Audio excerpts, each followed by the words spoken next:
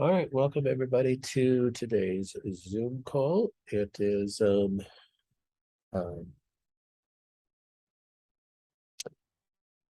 Monday at 12 o'clock. Hope everybody has got their questions, and a bunch of questions came in, so let's jump in it right away, and then please chat in any other questions.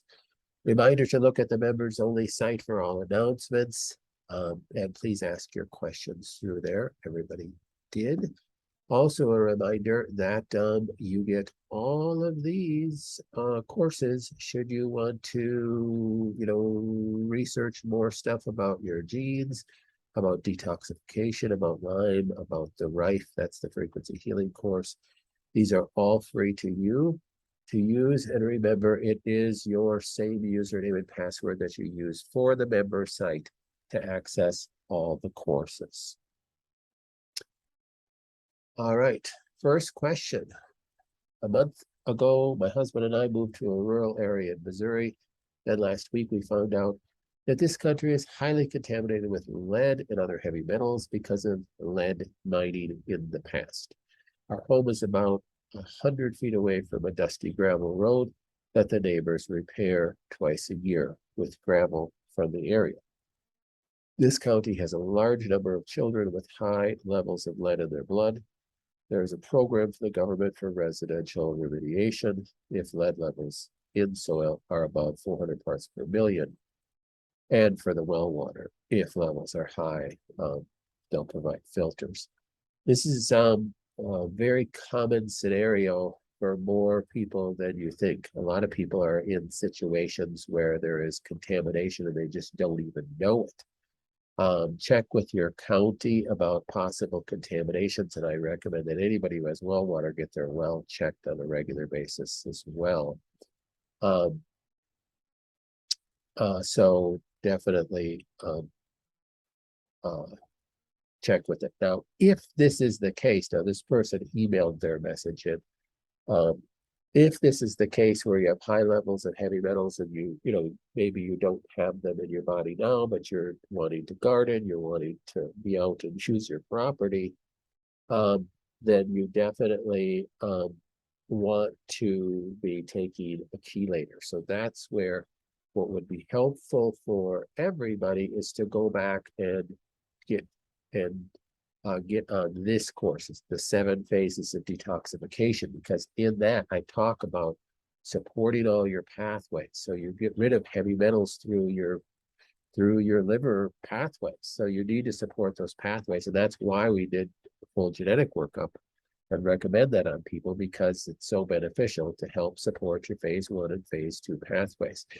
But there's 7 phases of detoxification. So you want to be looking at supporting all those pathways. It's very important. So if you're doing everything to support, let's say your PON1 pathway, but you're constipated, you're really could possibly be hurting yourself. So download my book, The 7 Phases of Detoxification. You can read that. It's short, it's less than 100 pages. Get on the course and follow through some of that information to better understand the 7 phases of detoxification, because this is a perfect example of the poisonous world that we live in. So, best to do as much as possible to prevent toxification instead of having to be detoxing something that's in your body already. I have been short of breath since COVID and pneumonia. Do you have any ideas? I was looking at the article from Dr. McCullough that you posted and wondering about that. If this is what you would suggest, where would I get the hydrogen peroxide that is good quality? Also, you added the EstroClear to my protocol. How many a day? Thank you. So I can't remember who it is that asked this question, but I should have put on how many a day of the EstroClear. So I'll look at that, go back and look at who posted this question. But definitely anytime you have issues with lung issues, breathing issues, using the protocol that I put up on the site, Okay, it's on the home page. See the PDF from Dr. Mercola, the recipe for nebulizing hydrogen peroxide to help heal the lungs. Uh, and where would you get the hydrogen peroxide? It's just 3% hydrogen peroxide that you would get in any pharmacy. In Target would have it, Walmart, anything like that. You just have to get a nebulizer. And unfortunately, during COVID, nebulizers were very helpful. So to say this, but it's not a conspiracy theory. They were pulled off the stores. You couldn't even find them in the stores. You could still get them on Amazon, so make sure you get a nebulizer. I think nebulizers are great to use for any kind of lung issues because you're getting whatever nutrient right into your lungs. So it's very good for you. In the past few days, I've had this situation where I stand up. Whenever I stand up, I get dizzy. The dizziness varies from mild to blacking out. What can I do to correct this? Okay, that is not good. So if you're blacking out when you're standing up, or even if you're getting dizzy when you're standing up, you kind of got to go through a differential diagnosis here. So your blood pressure should raise about 10 to 20 points when you just rise from a sitting position. That is actually from a neurological reflex and a hormonal reflex to be able to pump blood to your head. So if a person has low blood pressure, this can be happening. So why would they get low blood pressure? Well, they could have low blood pressure because if they look at their CBC, they have low red blood cells and low hemoglobin. So that's the most common reason for that is low hemoglobin. You could have blockage to the carotid artery feeding the head also. So that's a possibility too. Could have adrenal insufficiency. That's a possibility because the hormonal connection that raises your blood pressure is created in your adrenal glands. I would make sure you get a CBC, get into your doctor and get a CBC and a complete metabolic panel to see where your hemoglobin's at, where your red blood cells are at. And then in the meantime, you have to just take every precaution. You got to go really, really slow. Allow blood to get to your head before you start moving forward. So that is the most common cause of dizziness. Blacking out upon standing is because you're not getting enough and quick enough profusion of blood into your arteries in your brain. So it's a protective measure of your body for you to end up with, an ischemic attack on your brain. I was just told that my CT scan revealed some small growth in my tumor and my CA19 number went back up to triple digits, low 100s. This was after being on a chemo holiday, but also sticking to my protocol. I don't want to go back on chemo. What should my next steps be? Since the news, I've taken honey out of my bottling protocol and citrus fruits out of my juicing diet, as I am afraid the sugar may be feeding my cancer. Now I'm only using beets, apples, celery, carrots, and plant-based organ protein as my main diet. Any other suggestions? Other than getting another cheek swab to see if we need to tweak your protocol, I think you're making some good choices. And okay, well, if it could be sugar that may be feeding my cancer right now, then taking as much of that out of my diet that's a good choice. I again cannot tell you to not to do chemo or to do chemo. That's a choice that you're going to have to make. If it's only small growth, maybe, let's just reason together. Maybe it's like, okay, well, how small? If it's only a few millimeters growth, is that within the normal range of error when you're reading a test? That's a question to ask your oncologist. Maybe say, another thing would be, if I'm still feeling well, you have to guide some of the objective findings and balance them with subjective findings as well. So you have to balance these things together. I'm still feeling really well. I don't have any other signs or symptoms. Maybe stay the course, make these small changes as you see fit, or get another scan to see how those are doing it in another tumor marker test more more in the more recent future, like sooner. As someone with pancreatic cancer, am I supposed to be using the grounding mat under my feet when using the rifle sleeping? No. So you only use the grounding mat with the foot bath detox. That's my recommendation. You only use a grounding mat when you're using the foot bath detoxification and you're putting it on your back or your upper back, or sitting on it, something like that, to get the frequencies to come through you. I've heard conflicting messages about being able to do the Budwig protocol, while my overall protocol says I shouldn't have dairy. Yes, I gave you permission, this person, because I know who wrote this, permission to do the Budwig. Some people I'll say don't do the Budwig. If dairy is a main driver, sometimes I'll say not to. There's benefits to doing the Budwig. I know Budwig says that, adding the fat to the dairy changes the dairy.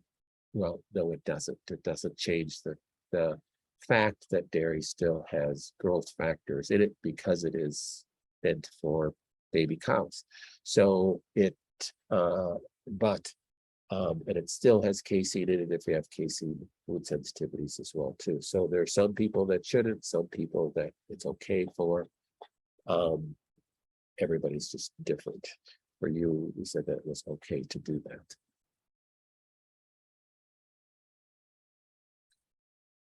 I have been using testosterone cream 1 click a day.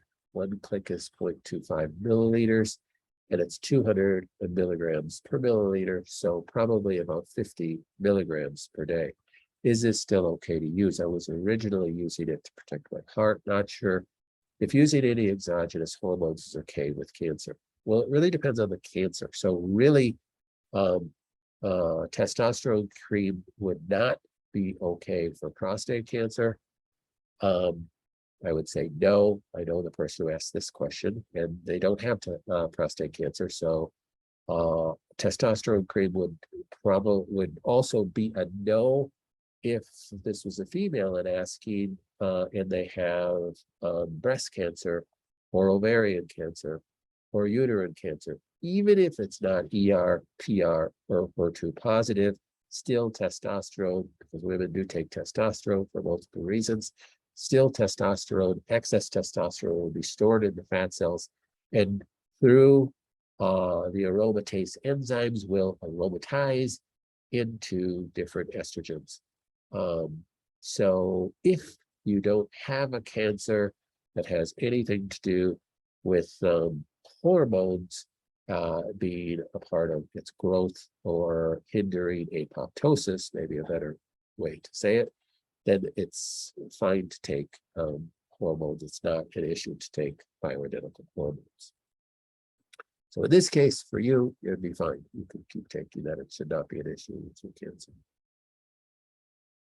I've only had the right for 2 weeks. Is there a rule of thumb on how quickly to expect a difference in tumor size? Does it matter how large a tumors were to begin with? Do the lymph nodes usually get smaller before or after the main tumors do?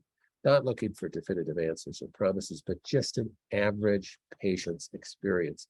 We just have no idea what to expect at all, or what realistic time frame for evaluating progress should be. I tell people to usually give it 3 months to see how things are going. And the problem with measuring progress with the Rife machine is it's you just don't know. It's with anything. It's not just with the Rife machine. Let's say if you're doing chemo, and let's say you have a breast tumor that's 2 centimeters round, and 3 months after doing chemo, the breast tumor is 3 centimeters round. Well, the chemo's not working. Well, we can't really definitively say that, because if you didn't do chemo, could the breast tumor be 6 centimeters round? We just don't know. There's too many variables that play into it, so we just don't know. Doesn't mean that maybe you should think about doing something different also, or in addition to the chemo, if it's larger after 3 months. Yes, I would say yes. It's still not moving in the direction that we want to at the speed that we wanted to. So that's how a reevaluation should be made. That's reasonable. That's what your oncologist would tell you too. So if there's no change in size, let's say a breast tumor is 2 centimeters large, and in 3 months you measure it again, it's still 2 centimeters large. Well, then, it's basically stopped growing, which is a huge win. So a tumor doesn't always have to shrink in size for you to be winning the battle with cancer. Tumor has to really stop growing. We want it to stop acting like a cancer, meaning what is the definition of cancer? That it's in a rapid replication phase. And if it isn't growing, it's the same size after 2 months. Well, technically, it's not in rapid replication anymore. So, or at least your body is destroying it as fast as it's being replicated. So, hey, you're winning the war. So the only caveat to that would be is if it's in a lumen that's affecting, let's say if it's in your colon and it's, the size of a lemon and it's blocking feces movement, then, we still need to do something else. We can't leave it that size. But if it stopped growing, that's a huge win. So that's how we measure effectiveness of anything. So that we kind of put the brakes on the growth process as much as possible. I'm not trying, I am trying not to go too nuts with the low histamine diet. Yes, because we described that a lot. But I don't want to make my situation worse either. I'm supposed to stay away from green tea, but I see a few of my supplements have green tea extract in it. So understand, green tea extract does not have histamines in it. It's the green tea. If you're drinking green tea, can have histamines in it. So don't worry about that. Is eating ground meat really not allowed? So I don't know your protocol per se. So if your protocol says no red meat, then yeah, that's not allowed. But if it does not say, let's say it says no pork, then you can certainly have some ground meat. Some typically ground turkey or ground beef is what you would think of, or ground bison or something when you think of ground meat. At least that's what I think of. I read not to eat leftovers. Oh, so ground meat is talking about histamine content. So, yes. Yeah, I would say meat is your least issue with histamine. Leftovers are still not as important, but the longer a food sits, the less fresh it is, the more histamine content it's going to have. So understand, if I'm going to make some avocado, or let's say I'm going to make some asparagus, and I have leftovers and I'm going to eat some asparagus tomorrow, well, just about everything has histamine in it to some degree. So my asparagus fresh doesn't really have that much histamine in it, but my leftovers are going to have more histamine. It's still not enough to be concerned with. So it depends on what your leftovers are. So as long as they're frozen immediately, so yes, if your leftovers are frozen immediately and then you're heating them up, you're going to have less histamine in it. I also read not to even completely thaw meat before cooking it. So understand there's a difference between a person who has serious histamine reactions and when we're trying to reduce histamine as a possible fuel source of cancer. So just balance that out. Seems like a lot of rules, yes, and depending on what website you look at, there's different rules. And the reason is that you could even see websites that have food charts that say completely different things. And it's because when you test a food, it depends on how fresh that food was. It depends on the source of that food. There's so many variables with histamine.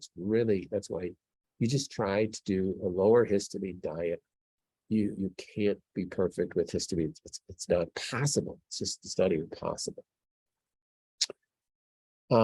So I wasn't given DAO enzyme supplement, just the histamine scavenger. So is that a clue as how impactful histamines are on the health this time? Yes, typically we don't use the DAO enzyme unless a person has serious histamine issues, and that's a different They might not even have cancer. They can have serious histamine issues. Then the DAO enzyme can be beneficial to calm down the inflammation that's in the gut and the histamine that's in the gut. Histamine scavenger is used not to calm down so much the histamine that's in the gut, but to calm down the histamine in the rest of the body. The DAO enzyme for histamine does not traverse the gut wall, so it stays within the lumen of the gut and helps break down histamine just in the gut.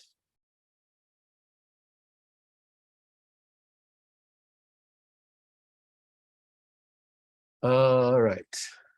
First off, and I can't stop thinking of you, AJ, and your family. My prayers go out to all of you. My dad had leukemia, so this hits hard, home hard. Thank you for that. Second, I believe I'm experiencing my first healing crisis, which has come out of nowhere.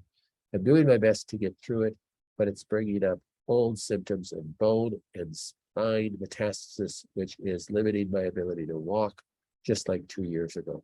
I read on the Herx reaction, and I am in the process of doing coffee enemas to help me get through. Admittedly, this is my first go around with the enemas. I don't really have a question, more of letting you know my current state. You please call me to help coach through this. So call us, please, and schedule an appointment with me if you want. And I can help you with whatever your issues are. Just give the clinic a call and schedule a time.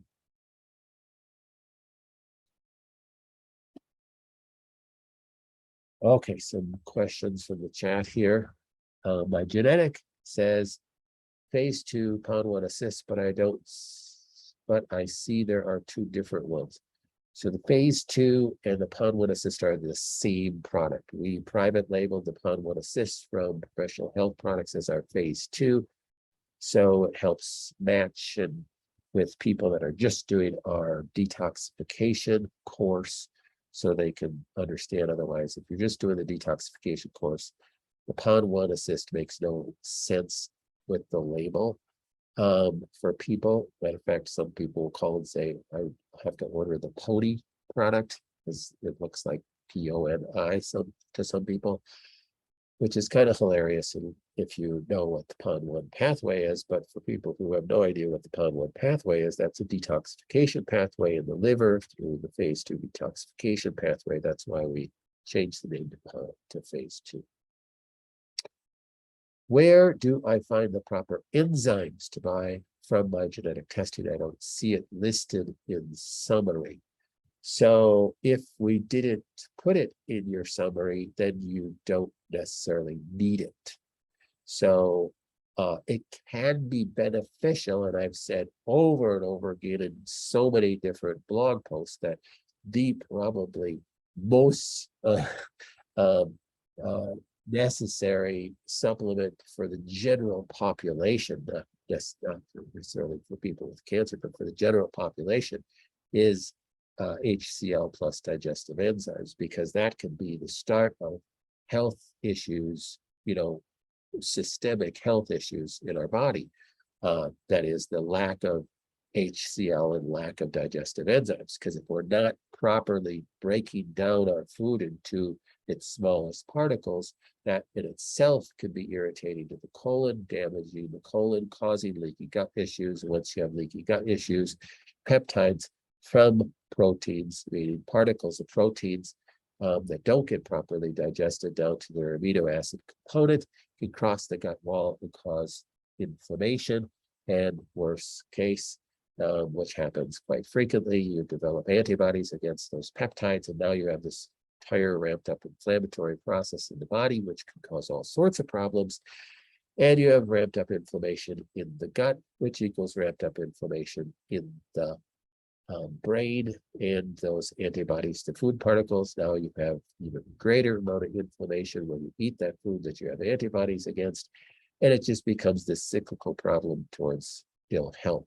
So taking digestive enzymes with hydrochloric acid with your meals can be very beneficial. So the HCl zyme, HCl-XYM, is probably my favorite digestive enzyme, general digestive enzyme for people.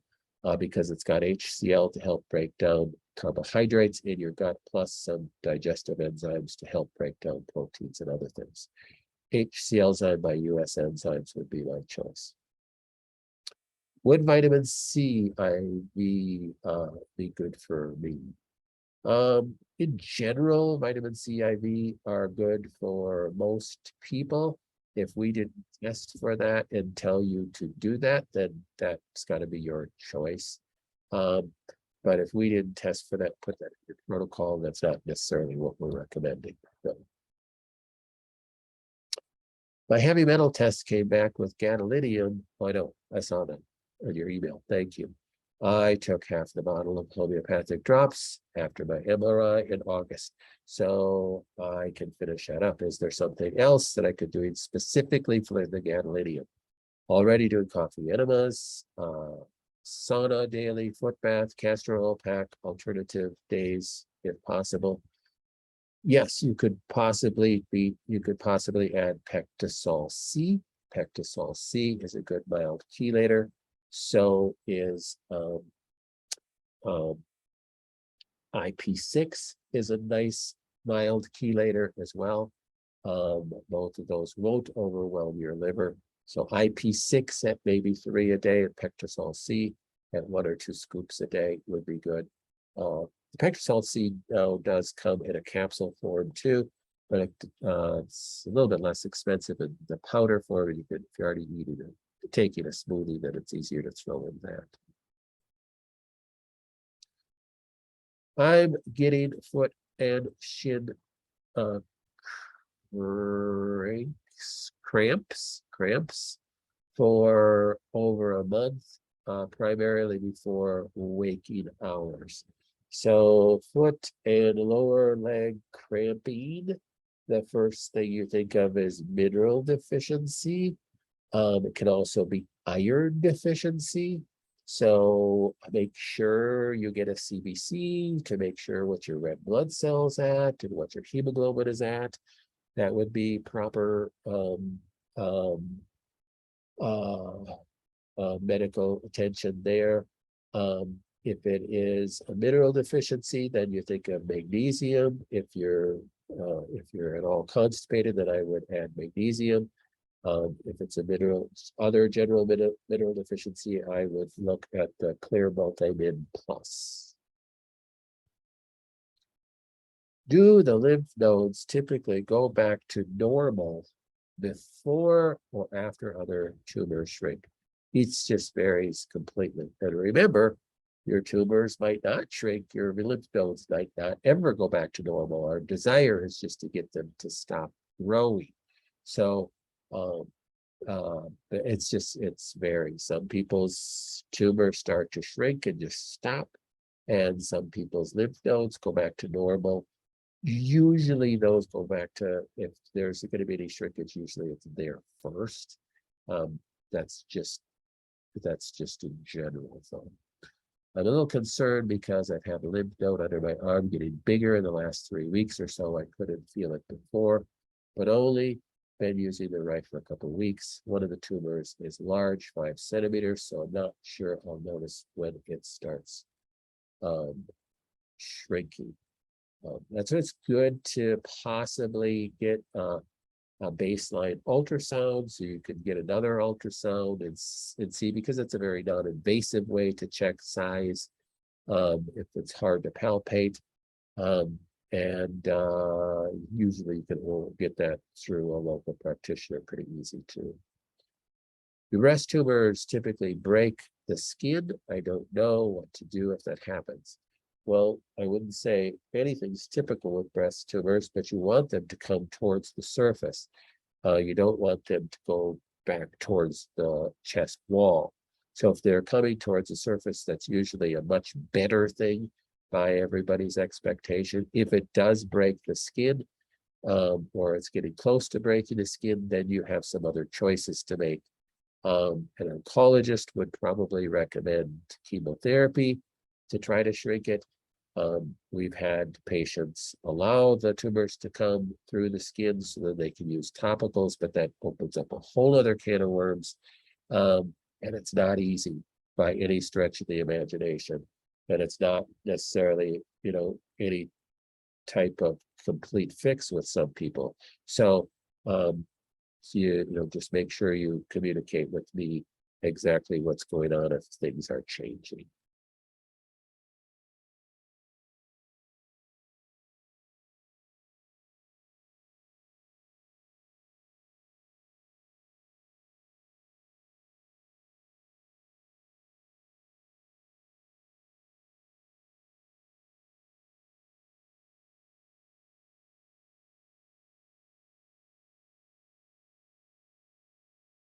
Any other questions?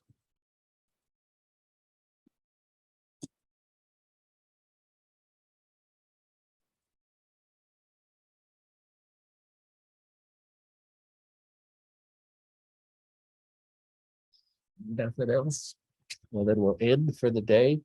Thank you for asking the questions on the member site. I appreciate it. Continue to do that, and we will talk again on Wednesday. All right, bye to everybody. Know that I'm praying for all of you, and just ask that you continue to pray for Ann and AJ, especially. And I'll talk to Ann about what updates I can post on the site. So thank you for that. I know that they cherish your prayers. So please continue praying. All right. Thanks so much. Bye-bye.